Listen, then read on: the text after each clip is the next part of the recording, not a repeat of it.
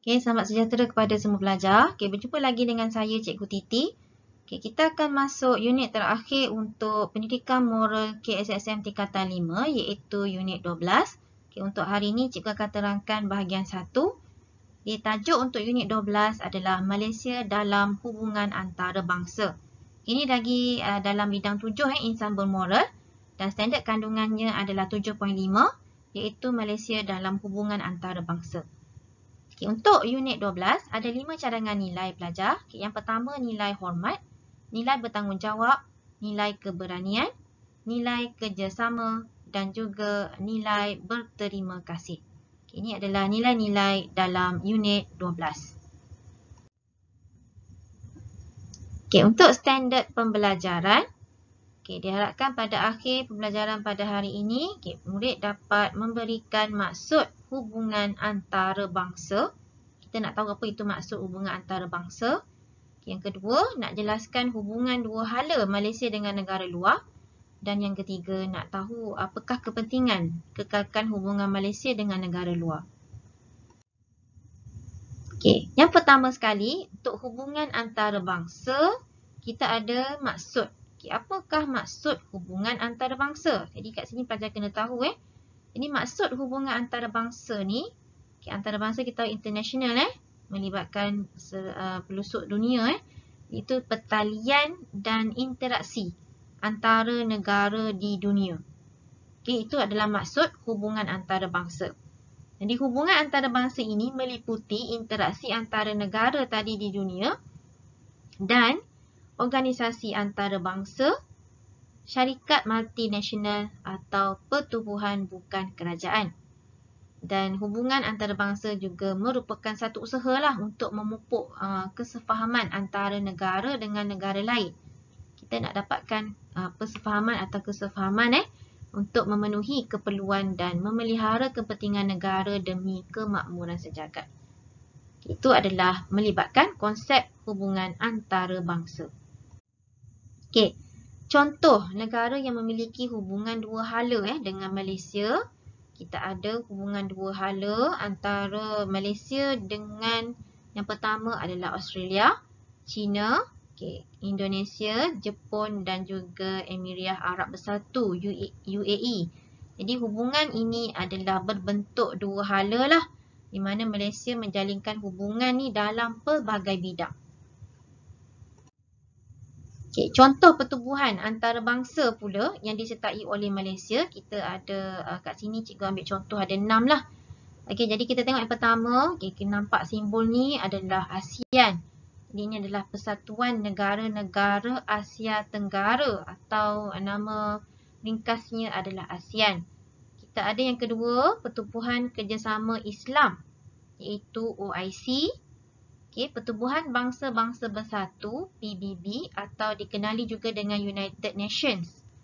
Okay, seterusnya kita ada UNESCO. UNESCO ni apa? Pertubuhan Pendidikan, Sains, Kebudayaan, Pertubuhan Bangsa-Bangsa Bersatu.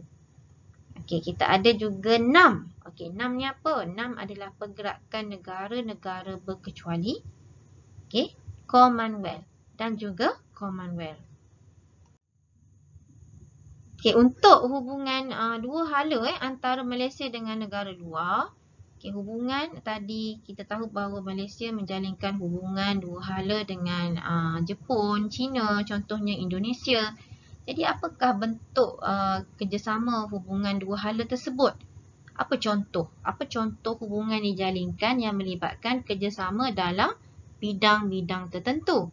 Jadi kita tengok yang pertama sekali. Okay, keselamatan dan undang-undang antarabangsa. Okay, di mana kat sini hubungan dua hala berlaku untuk memastikan kedaulatan dan hak kedaulatan negara akan terpelihara.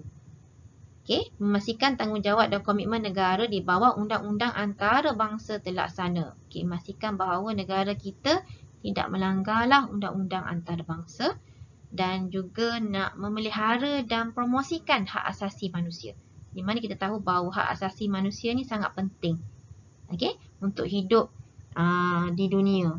Okay, terutamanya. Okay, kita ada jugalah undang-undang antarabangsa yang tertentu yang perlu dipatuhi. Itu bentuk hubungan dua hala yang berlaku pelajar. Okey, dari segi politik pula, okey, Malaysia ni memupuk, contoh memupuk hubungan politik yang baik dengan negara-negara luar lah, negara asing. Okey, bagaimana hubungan politik tu dilaksanakan? Contohnya dengan melakukan lawatan rasmi atau lawatan pemimpin Perdana Menteri ke negara luar. Okey, lawatan negara atau lawatan rasmi atau lawatan kerja pemimpin antara negara.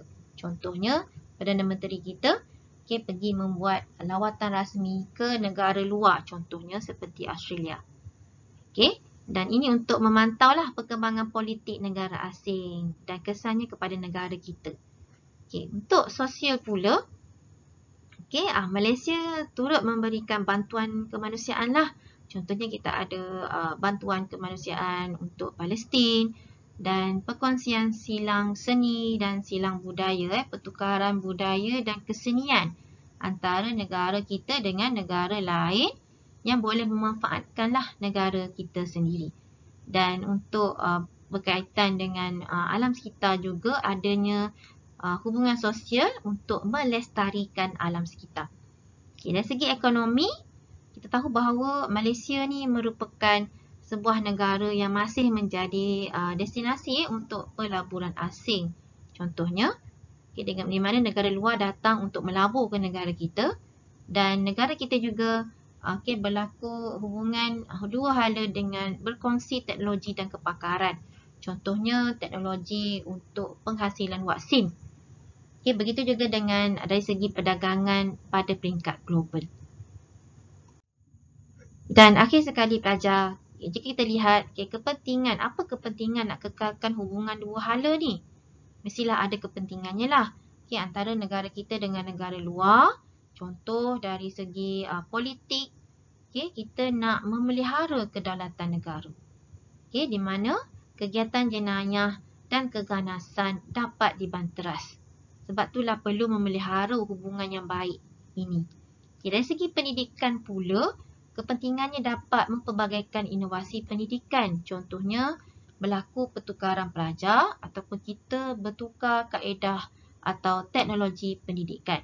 Jadi secara automatiknya dapat tingkatkanlah kualiti pendidikan di negara kita yang bertaraf dunia dan dapat menubuhkan institusi pendidikan peringkat antarabangsa. Ekonomi pula, apa yang berlaku untuk kepentingan dari segi dari aspek ekonomi dapat meningkatkan pendapatan negara pelajar. Jika menjalinkan hubungan yang baik atau hubungan dua hala antara Malaysia dengan negara luar. Di samping itu dapat membuka peluang pekerjaan. Peluang pekerjaan dapat dibuka dan untuk keselamatan pula, kepentingannya adalah nak bina hubungan dunia yang selamat lah. Bukan kita saja antara negara yang nak pastikan bahawa keselamatan terjamin. Dan dengan ini, jenayah-jenayah melibatkan antarabangsa kita dapat banteras. Dan automatically dapat menjamin keamanan negara. Dan akhir sekali untuk sains dan teknologi, hubungan dua hala antara Malaysia dengan negara luar ni penting untuk memastikan kemajuan teknologi negara setanding dengan negara luar. Bagaimana? Melalui pertukaran teknologi atau kepakaran lah yang dimiliki dengan negara luar. Dan dengan ini juga kita dapat tingkatkanlah keupayaan negara terutamanya dalam bidang perubatan. Contoh seperti sekarang adanya penghasilan vaksin. Di mana vaksin-vaksin dapat diterima ke negara kita untuk diedarkan kepada semua orang. Jadi pelajar, cuba pelajar kita akan tengok latihan untuk unit 12 bahagian 1. Yang pertama sekali ini adalah soalan struktur. Bahagian A 10 markah. Dia bagikan pernyataan di bawah berkaitan hubungan antarabangsa. Malaysia mengadakan hubungan antarabangsa untuk memenuhi keperluan dan memelihara kepentingan negara demi kemakmuran sejagat. Jadi soalan yang pertama, dia nak maksud. Maksud hubungan antarabangsa. Cikgu dah terangkan tadi pelajar. Pelajar cuma ambil semula apa yang telah cikgu terangkan dan masukkan ke dalam jawapan. Untuk dapatkan 2 markah. B.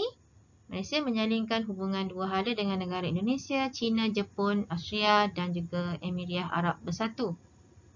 Jadi dekat sini, pelajar perlu menyatakan contoh kerjasama tadi. Dari aspek ada 4 di sinilah. Ambil satu contoh untuk setiap aspek. Ini pun cikgu dah terangkan tadi. Seterusnya, dia nak kepentingan. Apa kepentingan tadi? Nak kekalkan hubungan Malaysia dengan negara luar. So, kita ada beberapa aspek dan setiap satu ada kepentingannya. Pelajar boleh ambil daripada penerangan tadi. Untuk esei, kita tengok untuk bahagian B. Diberikan maklumat menunjukkan pertubuhan antarabangsa. Contoh ASEAN 6 dengan PBB. Tadi cikgu dah tunjukkan. Dia nak apa kat sini? Untuk esei, dia nak kepentingan pertubuhan-pertubuhan tersebut dalam usaha mengekalkan hubungan antara Malaysia dengan negara luar. Kenapa negara kita perlu menjalinkan hubungan dua hala ataupun dengan mengadakan pertubuhan, dengan menjalin ataupun menyertai pertubuhan-pertubuhan ini.